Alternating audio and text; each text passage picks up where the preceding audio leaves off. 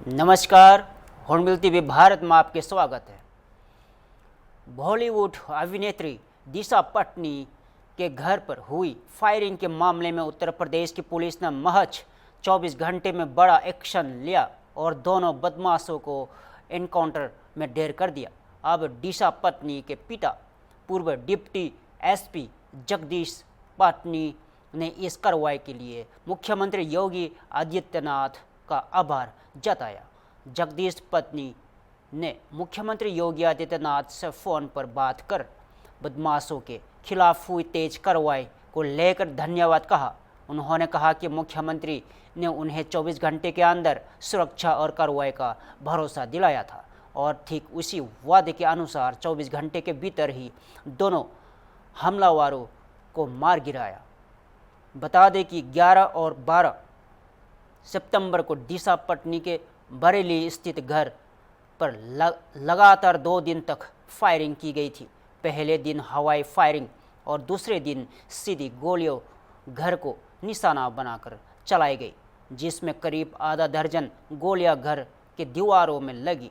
जगदीश पटनी के शिकायत के बाद एफआईआर दर्ज की गई और सीसीटीवी फुटेज के आधार पर पुलिस ने जांच शुरू की। इस मामले में गैंगस्टर गोल्डी बराड़ के गिरोह की संलिप्तता सामने आई थी। फायरिंग के बाद सोशल मीडिया पर पोस्टर जारी कर जिम्मेदारी ली गई, जिसके बाद मुख्यमंत्री ने अमिताभ, यश और एसटीएफ को कार्रवाई की कमन सौंपी। आज गाजियाबाद के ट्रोनिका सिटी में दोनों बदमाशों को पुलिस ने मुठभेड़ में मार गिराया। इस कार्रवाई के बाद बरेली में दिशा पटनी के घर की सुरक्षा और बढ़ा दी गई है। गली में आने जाने वाले हर व्यक्ति की सघन तलाशी ली जा रही है। परिवार पूरी तरह सुरक्षित है और प्रशासन की सतर्कता के साथ तैनात है। दो बदमाशों का एनकाउंटर हुआ है। लो ना मेरे भैया आईडी नीचे करो। थोड़ा नीचे जी। 2 बदमाशों का एनकाउंटर हुआ है, क्या कहेंगे? क्या कहना चाहेंगे जो जिन्होंने आपके घर पे फायरिंग की थी, पुलिस टीम ने उनको ढेर कर दिया? मैं सर्वप्रथम माननीय मुख्यमंत्री उत्तर प्रदेश श्री योगी आदित्यनाथ जी का आभार व्यक्त करता हूं, उनको धन्यवाद देता हूं कि उन्होंने मुझे तथा मेरे परिवार को अभयदान देकर हमें कृतज्ञ किया है। जैसा उन्होंने मुझे भरोसा दिलवाया था, आज उसका उन्होंने एक साकार रूप यहाँ पे दिखाया है। एक भयमुक्त समाज का उनका जो अपना नारा था जीरो टॉलरेंस, उसको करके उन्होंने दिखाया है। उन्हीं के दिशा निर्देशों पर हमारी पुलिस ने इस कार्य को अंजाम तक पहुँचाया है। जब से माननीय मुख्यमंत्री जी ने इस उत्तर प्रदेश की कमान संभाली है, तब से पूरा प्रदेश आज भयमुक्त है। अमन चैन से जी रहा है। और आपको मैं यह भी बताना चाहता हूं कि अब कोई भी आपराधी प्रवृत्ति का जो व्यक्ति है हमारे प्रदेश में या तो जमींदोज हो चुका है या यहाँ से ये प्लान कर गया है। तब से आज तक आपने भी देखा है और पूरा प्रदेश देख रहा है, माननीय मुख्यमंत्री जी ने जो समाज के लिए किया है वो कोई नहीं कर सकता है।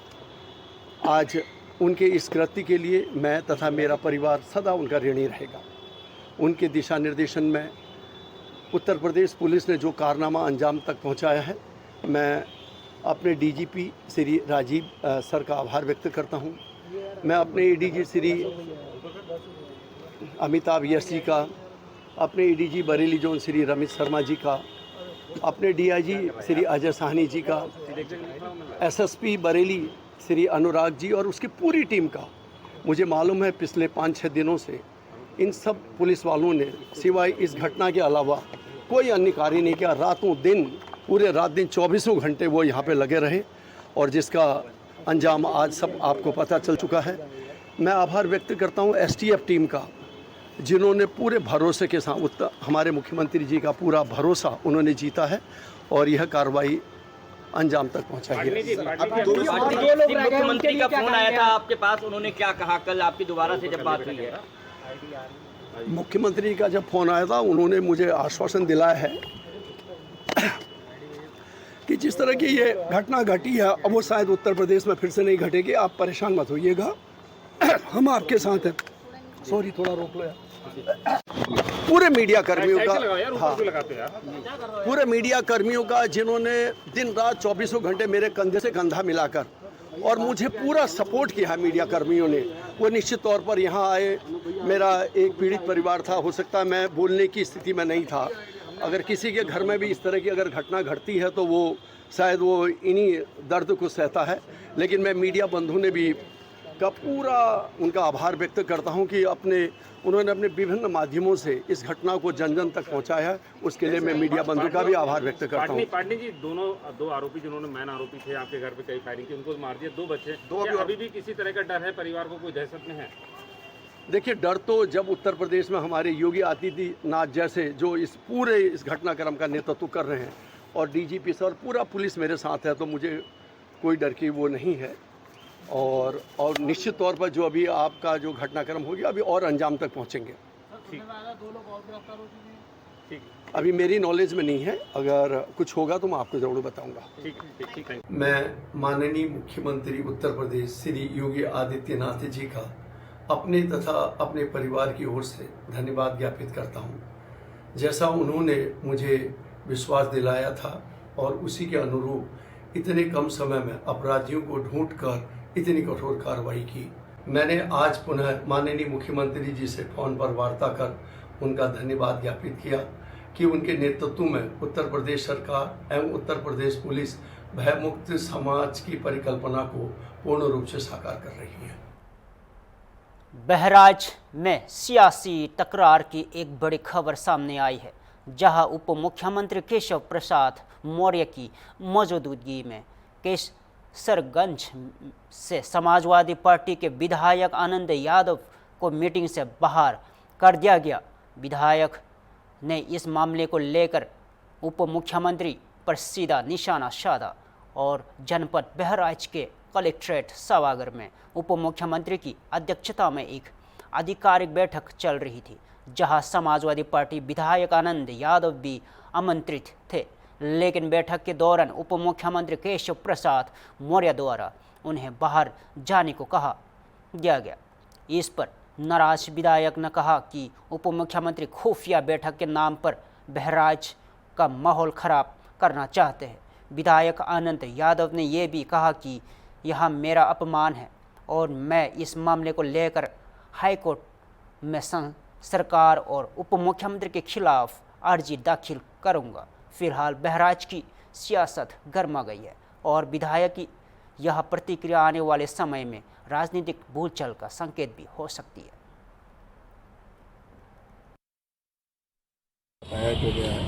क्या बताना चाहेंगे, क्या मामला है?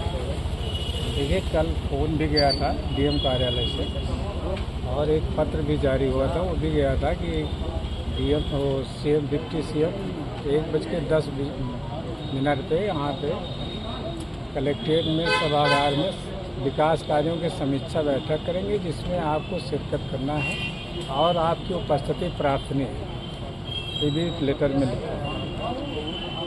तो हम आश्वस्त होने के बाद भी हम आज समय से मीटिंग में उपस्थित हुए थे। उस समय सभागार में डिप्टी सीएम नहीं थे और उसके बाद जब डिप्टी सीएम आए तो उन्होंने कहा कि आप डीएम साहब के चैम्बर में बैठ जाइए और हमको अलग से बात यहाँ पे करनी है। तो हमने कहा हम निमंत्रण गया था तब आए हैं, नहीं तो आने कोई उचित नहीं था। और दूसरी चीज़, हमारे क्षेत्र की कुछ समस्याएँ हैं, तो समस्याएं हम आपसे रखना चाहते हैं। आप डिप्टी सीएम हैं, तो उन्होंने कहा फिलहाल फिर भी आप कहना चाहें तो कुछ कह दीजिए और बाकी आपको चैम्बर में बैठ जाइए डीएम साहब के। तो मैंने अपने क्षेत्र की समस्याएं रखी कि हमारे क्षेत्र में 10-12 गाँव में इस समय भेड़िए का आतंक है, घुसपैठ का आतंक है, जिसमें 10-12 लोग घायल हो चुके हैं और 2 बच्चों की जान भी जा चुकी है। ये बहुत अहम समस्या है। लोग रातों रात जग रहे हैं, उसके बाद भी हमले हो रहे हैं। तो इस समस्या का निदान आयुष विभाग अभी तक कोई कामयाबी हासिल नहीं कर पाया है। इसका समाधान होना चाहिए। इस बातें हमने रखने के बाद वो फिर डीएम साहब सीडीओ साहब को मेरे पास भेजते हैं कि आप इनको अपने चैम्बर में ले जाइए, बैठाइए, और डीएम साहब और सीडीओ साहब हमको वहाँ से लाके अपने चैम्बर में बिठाते हैं और मीटिंग से हमको जब एक हिसाब से डिप्टी सीएम के कहने पे हमको ज़बरदस्ती बाहर किया जाता है, जबकि हम भी जनप्रतिनिधि हैं, विधायक हैं और मैं भी अपने क्षेत्र की समस्याओं से अवगत कराना चाहता था, लेकिन वो सुनने को राजी नहीं हुए और उन्होंने मुझे बाहर किया है। जो एक आपको बाहर करने के पीछे मंशा क्या थी? उनको कोई अलग से कोई बहराइच के जो यहाँ के जनप्रतिनिधि हैं या उनके दल के लोग हैं, उनको अलग से कुछ मैसेज देना था। जो कोई हो सकता है दंगा कराना चाहते हो, कोई फसाद कराना चाहते हो, कोई नया कोई रास्ता तैयार करना चाहते हो, तो इस वजह से हमको लग रहा है कि हमको बाहर किया गया है कि उस चीज़ को हम मतलब ओपन न कर दे, इसलिए हमको वहाँ से बाहर किया गया है। चूँकि ये अपराधी किस्म का डिप्टी सीएम है, इसके ऊपर 80 से ज़्यादा मुकदमे हैं, इसने खुद अपने मुकदमे वापस लिए हैं, तो इस अपराधी किस्म के व्यक्ति पे क्या भरोसा किया जाए कि ये बहराइच में क्या करने आए हैं, विकास कार्यों की समीक्षा करने आए हैं या कोई योजना बनाने आए हैं, ये तो ऊपर वाला मालिक है, वो ही जान सकता है। लेकिन ये बहुत गलत बात है, मैं जनप्रतिनिधि था, इनको बाहर नहीं करना चाहिए था। अब इसकी शिकायत हम अपने दल में राष्ट्रीय अध्यक्ष जी माननीय अखिलेश यादव जी से भी करेंगे और कोर्ट भी जाएंगे, कोर्ट में जरूर इनको घसीटने का काम करेंगे। धन्यवाद। बलिया से जहां कल भगवान विश्वकर्मा जयंती बड़े ही धूमधाम और श्रद्धा के साथ मनाई गई। बलिया जिले में हजारों स्थानों पर भगवान विश्वकर्मा की पूजा अर्चना की गई। नलकूप खंड जिटिया की कार्यशाला से लेकर जिले के कई आईटीआई और तकनीकी संस्थानों में विधिवत पूजा हुआ। शिक्षकों, कर्मचारियों और छात्र छात्राओं ने बढ़ चढ़कर हिस्सा लिया। वहीं इस मौके पर कई अधिकारियों और कर्मचारियों ने अपने विचार साझा किए। भगवान विश्वकर्मा को सृजन और निर्माण का देवता माना जाता है और ऐसे आयोजनों से सामाजिक समर्पण और तकनीकी जागरूकता दोनों को बढ़ावा मिलता है। किस तरह आप लोग विभाग में मनाते हैं? हर साल की बात है, इस साल भी हम लोगों ने सेलिब्रेट किया है विश्वकर्मा पूजा अपने सभी अधिकारियों और कर्मचारियों के साथ में। हर साल जो है हम लोग मूर्ति पूजन करते हैं और प्रसाद वितरण भी होता है। हम लोगों ने आज इसको बहुत अच्छे से सेलिब्रेट किया। पूजा हवन सब जो है हम लोग कंप्लीट कर लिया अभी। अब पूजा का जो है समापन हो गया है। आज के दिन किस तरह से आप लोग क्या मानते हैं और किस तरह हम लोग ये मनाते हैं भगवान से कि मतलब हमारा जो है कारखाना जो है अच्छे से चले, अच्छे से काम हो, कोई दुर्घटना वगैरह ना हो, बहुत अच्छे से काम हो, हमारा एक साल फिर बीते और अगले साल फिर हम लोग विश्वकर्मा पूजा जो है बहुत अच्छे से फिर सेलिब्रेट करें उन्हीं सब अधिकारियों और कर्मचारियों के साथ में अगले साल फिर से। तो भगवान विश्वकर्मा जी को हम लोग प्रणाम करते हैं, जिनके आशीर्वाद से हम लोग ऐसा कार्यक्रम लगभग 17 साल से कर रहे हैं। इस साल 18वां वर्ष है। 18 साल पहले हम लोगों ने विद्यालय का नींव रखा था। आज उसी का हम लोग हर साल विश्वकर्मा पूजा के नाम पर अपना पूजा करते हैं। कितना भव्य, कितना मनाते हैं, किस तरह से? और भव्यता तो आप उसका आकलन कर सकते हैं। हम बस पूजा करते हैं भगवान की, अब जितना हो जाता है हो जाता है बस। इस दौरान आपके द्वारा सांस्कृतिक कार्यक्रम का भी आयोजन किया गया है। ये हर वर्ष किसी न किसी कलाकार को बुलाया जाता है, लेकिन इस वर्ष 6 कलाकार हों, जिसमें बिहार से भी बहुत ही नामी कलाकार मुन्ना सिंह जी हैं और निर्गुण सम्राट मदन राय जी और गायक अभिनेता गोपाल राय जी और बलिया का ही एक बहुत उभरता कलाकार सनी पांडे जी हैं और महुआ चैनल से अपना स्थान बनाने वाले सोनूलाल यादव सधुआ और बनारसी की धरती से चलकर आने वाली ज्योति माही जी हैं, जो अपना कला का प्रदर्शन करेंगे। आप एक आईटीआई संचालक भी हैं, अपने बच्चों के लिए क्या कहेंगे बाबा से?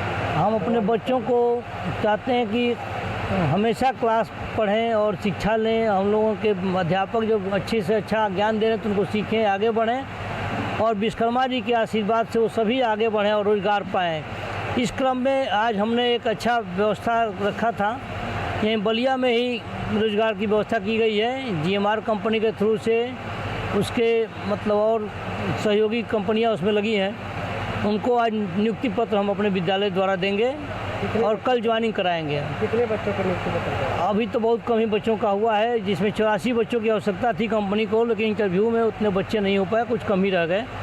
और जिनको हुआ है आज शाम को हम लोग का मन है कि आज मन से उन लोग को अपना वो नियुक्ति पत्र दिया जाए। एक समाजसेवी भी आप हैं, आज प्रधानमंत्री का जन्मदिन है, क्या कहें? तो हम लोग तो भाई प्रधानमंत्री तो देश के हैं, तो भारत देश के प्रधानमंत्री तो सबके प्रधानमंत्री हैं, केवल हमारे प्रधान नहीं तो पूरे देश के जन जन के वो प्रधानमंत्री हैं। तो हम चाहे उनको बहुत बहुत जन्मदिन की बधाई, और ऐसे तरक्की करते रहें, देश को आगे बढ़ाने का काम करें। मेरा नाम विवेक सिंह है, यही वर्कशॉप बलिया। आज विश्वकर्मा पूजा हुई है और क्या करना चाहेंगे? देखिए, चूँकि ये कहते हैं कि ये जो यहाँ ये प्रांगण है, ये विद्युत कार्यशाला बलिया का प्रांगण है। यहाँ पर पूरे जनपद के जो डैमेज ट्रांसफार्मर रहते हैं उनका रिपेयरिंग कराया जाता है और ससमय उसको पूरे जनपद में रिप्लेस कराया जाता है। ये इसका प्रांगण है। इसलिए यहाँ पे एक प्रकार से विश्वकर्मा पूजा का इसलिए महत्व बढ़ जाता है कि सारी जो मशीनें हैं, अत्यधिक जितनी मशीनें लगती हैं एक ट्रांसफार्मर रिपेयरिंग करने में, सभी मशीनें हैं, चाहे वो हमारी एसटी मशीनें हो, चाहे एलटी वाइंडिंग मशीनें हो, चाहे हमारा चैम्बर हो, चाहे हमारा टेस्टिंग किट हो, इन सभी अस्त्रों का, सभी क्या कहते हैं कि हमारे किट का, सभी का पूजा अर्चना किया गया और विश्वकर्मा भगवान से प्रार्थना की गई कि जैसे ही वर्कशॉप चल रहा है वैसे ही सतत चलता रहे। अपने कर्मचारियों के लिए क्या कहेंगे विश्वकर्मा भगवान का? जो कर्मचारी भी होते हैं वो भी विश्वकर्मा भगवान के एक स्वरूप होते हैं, क्योंकि उन्हीं के पूरा मेहनत रहता है, उनकी कार्य करने की जो कला है, कितना बढ़िया से उनके हाथों की सफाई है, ये डिपेंड करता है कि हमारा ट्रांसफार्मर कितना चलेगा क्षेत्र में। इसलिए ये बहुत अधिक बधाई के पात्र हैं जितने भी हमारे कर्मचारी हैं। बहुत बहुत धन्यवाद। टेक्निकल क्षेत्र में हमारे विश्वकर्मा भगवान का बहुत बड़ा ही योगदान रहा है और इनके आशीर्वाद से ही हर टेक्निकल क्षेत्र का उत्थान हुआ है। और साथ ही हमारे यशस्वी तेजस्वी प्रधानमंत्री मोदी जी का भी जन्मदिन की हार्दिक शुभकामनाएं। आप एक ITI के प्रबंधक हुए, अपने बच्चों के लिए विश्वकर्मा भगवान से क्या कामना करते हैं? हम विश्वकर्मा भगवान से ये कामना करते हैं कि सभी बच्चों को टेक्निकल का ज्ञान अच्छे से अच्छे हो और ये अपना रोजगार की तरफ आगे अग्रसर हो। इस समय कोई बच्चों को आपके यहाँ से जॉब में कोई ऑफर या कुछ? अधिकतर लड़के हमारे यहाँ से ITI करने के बाद जॉब पा जाते हैं। प्राइवेट या गवर्नमेंट जॉब में अधिकतर बच्चे गए हैं। गाजीपुर से एक बड़ी और चौंकाने वाली खबर सामने आ रही है, जहां SP कार्यालय पहुंचे SB-SP कार्यकर्ताओं और पुलिस के बीच तीखी नोकझोंक हो गई। इस दौरान एक महिला कांस्टेबल ने SB-SP कार्यकर्ता को थप्पड़ जड़ दिए। घटना गाजीपुर के SP कार्यालय की है, जहां सुहेल देव भारतीय समाज पार्टी यानी SB-SP के कार्यकर्ता ज्ञापन देने पहुंचे थे। इस दौरान किसी बात को लेकर एक महिला कांस्टेबल और कार्यकर्ता के बीच कहा सुनी हो गई, जो कुछ ही देर में मारपीट में बदल गई। वीडियो में साफ देखा जा सकता है कि महिला कांस्टेबल ने पीले गमछे में मौजूद एक SB-SP कार्यकर्ता को 3 से 4 थप्पड़ मारे। कार्यकर्ता SB-SP जिलाध्यक्ष सुरेंद्र राजबार की अगुवाई में SP कार्यालय में पहुंचे थे और शौकत अली के खिलाफ ज्ञापन देने आए थे। इस घटना का वीडियो सोशल मीडिया पर तेजी से वायरल हो रहा है और राजनीतिक हलकों में भी इस पर प्रतिक्रियाएं आने लगी है। फिलहाल पूरे मामले को लेकर प्रशासन की ओर से कोई आधिकारिक बयान नहीं आया है, लेकिन इस तरह की घटनाएं कानून व्यवस्था और अभिव्यक्ति के अधिकार पर सवाल जरूर खड़े करती है।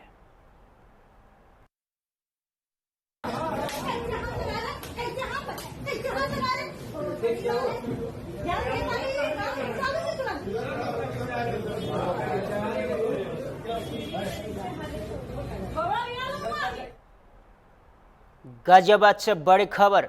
बरेली में अभिनेत्री दिशा पटनी के घर पर हुई फायरिंग कांड का बड़ा खुलासा हुआ है। उत्तर प्रदेश के STF ने कार्रवाई करते हुए दोनों शूटरों को मुठभेड़ में ढेर कर दिया है। गैंगस्टर गोल्डी बरार को यूपी में फायरिंग करवाना अब बहुत भारी पड़ गया है। 12 सितंबर को बरेली में अभिनेत्री दिशा पटनी के घर पर हुई ताबड़तोड़ फायरिंग से पूरे इलाके में हड़कंप मच गया था। इस मामले को लेकर खुद मुख्यमंत्री योगी आदित्यनाथ ने गंभीरता से लिया और अधिकारियों को सख्त कार्रवाई के लिए निर्देश दिए थे। जांच में सामने आया कि इस फायरिंग के पीछे हरियाणा के सोनीपत निवासी रविंद्र और अरुण नाम के 2 शूटर थे, जो कुख्यात रोहित गोढ़ारा गोल्डी बरार गैंग के सक्रिय सदस्य थे। आज सुबह गाजियाबाद के ट्रोनिका सिटी थाना क्षेत्र में एसटीएफ और दिल्ली पुलिस की सीआईयू टीम ने संयुक्त ऑपरेशन में दोनों बदमाशों को मुठभेड़ में मार गिराया और मौके से एक ग्लोक और एक जिगाना पिस्तौल के साथ भारी मात्रा में कारतूस बरामद हुए। और एसटीएफ की इस कार्रवाई की बात न सिर्फ दिशा पटनी फायरिंग कांड को लेकर बड़ा खुलासा हुआ, बल्कि गोल्डी बरार गैंग के खिलाफ एक बड़ी कामयाबी भी मानी जा रही है। फिलहाल जांच एजेंसियों इस पूरे नेटवर्क की ओर परतें खोलने में जुटी है।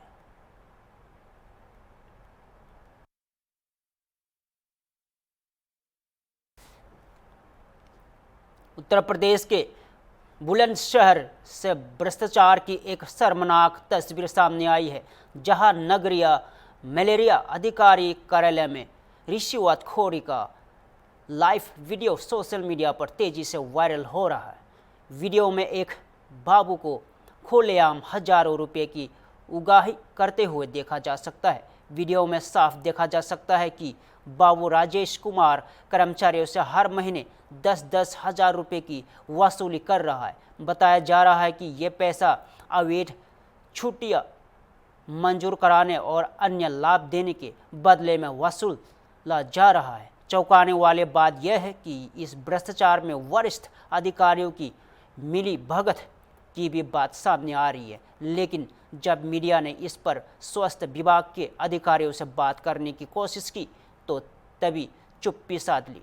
फिलहाल यह मामला जांच और कार्रवाई की सख्त मांग कर रहा है। प्रशासन और स्वास्थ्य विभाग के आलाधिकारी अब तक चुप है, लेकिन सवाल यह है कि क्या कार्रवाई होगी और कब तक रिश्वत का ये खेल यूं ही चलता रहेगा। ये देखो मलेरिया में रिश्वत का खेल चल रहा, खुलेआम 10,000 रुपये महीने चल रही है। बढ़िया राजेश खन्ना जी जो देखो ये ले रहे पैसे। आखिरी सुनो ये जो 10,000 दिवाए थे यही की वजह से हुए जी। हाँ यही करेगा चलो अब मैं कह मेरी पाव आगे का कहीं ना बात तो 2 लाख।